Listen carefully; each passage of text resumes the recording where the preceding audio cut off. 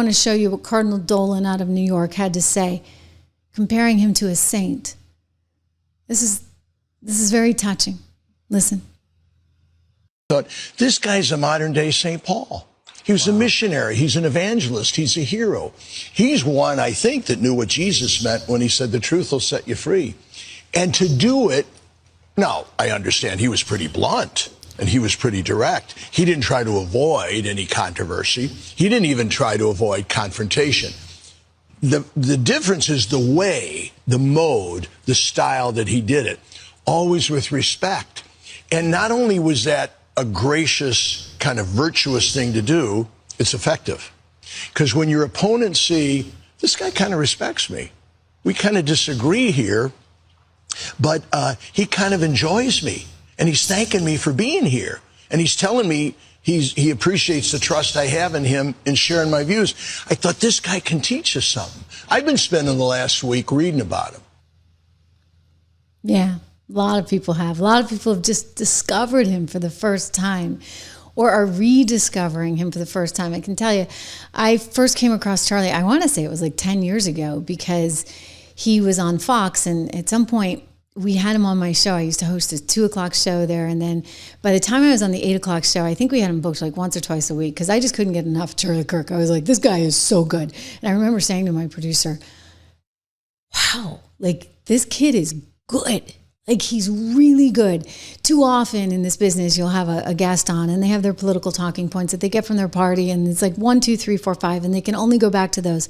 Charlie could think about things with such depth in different ways that always caused you to take a step back and say, wow. And so to think that these Democrats are out there trying to trash his memory, like Representative Ilhan Omar out of Minnesota, I mean, wow, she's just awful. She's got that progressive caucus. She decided to get all outspoken, and she said that it's really just effed up that people have described Kirk as just wanting to have a civil debate. Wow. Wow, lady. All right. You are just gross. I mean, your language alone. She's really taken to the swearing thing. You wouldn't have heard that kind of language out of Charlie, mind you. But she loves to swear. And she seems to love to just hate on one side all the time. And she doesn't do it in a respectful way at all. So there's Ilhan Omar, who said some pretty disgusting stuff. And then you have this one. Oh, this is a woman out of Florida. If you can see on the screen, she says, as a black woman, the verbal assault on so many black women coming out of his mouth stunned me. Oh, because maybe he didn't have a lot of respect for Letitia, Tishy Baby James, or Fannie Willis, or, there's a few others I can think of. La Monica, who's facing 17 years in prison. LaMonica MacGyver, we're going to talk about her later, because 11 New York lawmakers were just arrested a few hours ago in New York City. We got video of it and everything. Wait till you see that. But anyway, she's doubling down on all this race stuff. And she said, how dare he have, cited the Supreme Court Justice Ketanji Brown Jackson as possibly not being qualified. By the way, he didn't need to do that. Sonia Sotomayor, in a recent opinion, just completely whacked Ketanji Brown Jackson, because she's like, this is not how we write things. This is not how you. The Ketanji is all about her feelings instead of the law. And, if you're a Supreme Court justice, you are supposed to talk about the law. Yeah. Anyway, these people are pretty darn sad. Cardinal Dolan said it right. And you know who else said it right? Charlie himself. There was not a racist bone in his body. Listen to him in his own words. Take this on. I want to ask a question of you. What does it mean to be an American? Is it an idea or a history, a shared history, or is it a skin color? Well, I mean, you could go back to the original founding fathers, the Immigration Act of, I believe it was. What does it mean to be an American? Is it a skin color or something else? So there's the current idea of what it means according to, the Hart-Celler Immigration Act and, all this bullshit that you guys spew. But if you go back to the original founding fathers, they intended this to be a European nation for white men of good stock and character. Can you show me? Let me answer the question.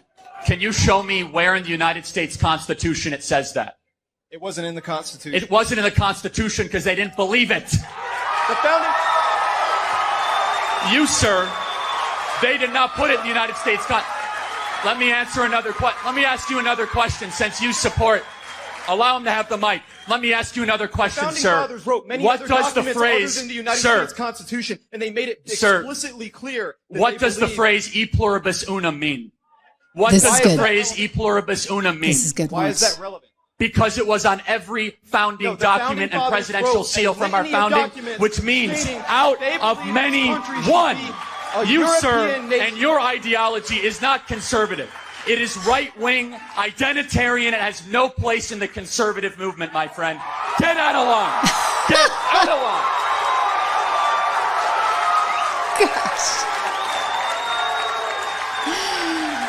Wow. He's so good. USA, USA, USA. He's so good. USA. He's so good. I mean, he just took that guy down. He's like, listen, there's nothing racist about our Constitution. It's for everyone, okay? So, Ilhan Omar, gosh darn it, you're lucky. You're lucky I came to this country, right? You'd think you'd see some appreciation.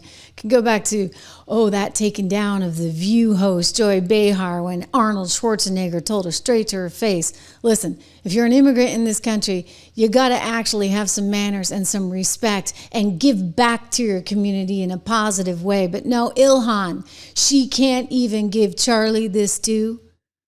What a terrible, in my opinion, terrible, terrible person and a terrible role model. Really. I mean, she's in the minority on this one. When you look at how many Democrats did vote in favor of a resolution for Charlie Kirk, Steve Scalise, who went through an attack himself but made it to the other side, speaking about how terrible this is, the Democrats. Yeah, let alone the ones that voted present. I mean, what a profile and courage that is. I mean, no reason. It should have been unanimous.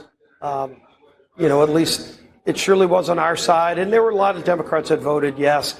The ones that voted no, I mean, open up your heart and just think about Erica and those kids and, the millions of people who are heartbroken over Charlie's loss. And look, this movement's not going to go away. Charlie started a movement, but this movement's only going to grow. You can see over 50,000 young people have reached out to Turning Point and said they want to start their own Turning Point chapter on colleges or high school campuses. That's a sign that they have woken a sleeping giant. You bet. You bet. A big sleeping giant. 50,000. Think about that. 50,000 kids are reaching out. I want to start a Turning Point chapter. I'm going to tear up again. I've been crying, okay, ever since last Wednesday. I was crying with you live on the air last Wednesday. I was taking my kids to school yesterday, and I think I told you that song, Don McLean's Miss America Pie, Bye Bye Miss America Pie, and there's that line in there about his widowed bride, and I just started bawling because I'm sad for our country. I'm sad for Charlie. I'm sad for Erica. I'm sad for those beautiful kids, those two little kids. I'm sad for all of the young people in America that looked up to him, including my own children. I am sad for the position we are in when you have Democrats, 58 of them, that won't do the right thing. That's wrong, okay? It's been a very, very, very emotional time for all of us. And we got to root out this evil because this evil exists and it's trying to manipulate and hurt our kids and turn them into people they aren't. All kinds of examples.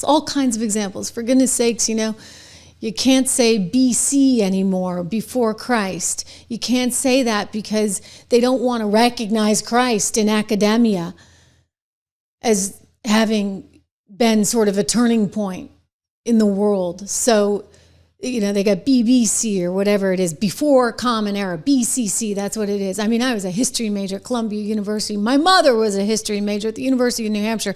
I had to call her one day because I'm looking at the kids' paper and I have no idea what this BCC thing is. So I call her, I'm like, you know what this is? I mean, I'm a history major. But that was a lot of years ago, right? That was 25 years ago when I graduated. So this is just something that's kind of sprung up in the last few years, like the last 10 years. The left has totally gone wacko crazy, and now it has to be before Common Era because we can't acknowledge Jesus Christ as having been a monumental force in the world, because that would be prejudice to I don't know, Ilhan Omar or somebody else. I mean, give me a break, okay? This is what they're doing to us, and this is what they're doing to our kids, and this is what Charlie was fighting for, guys. And we need to stand together, and we need to back him up, and we need to honor his legacy and his memory and keep it going for the future of this country.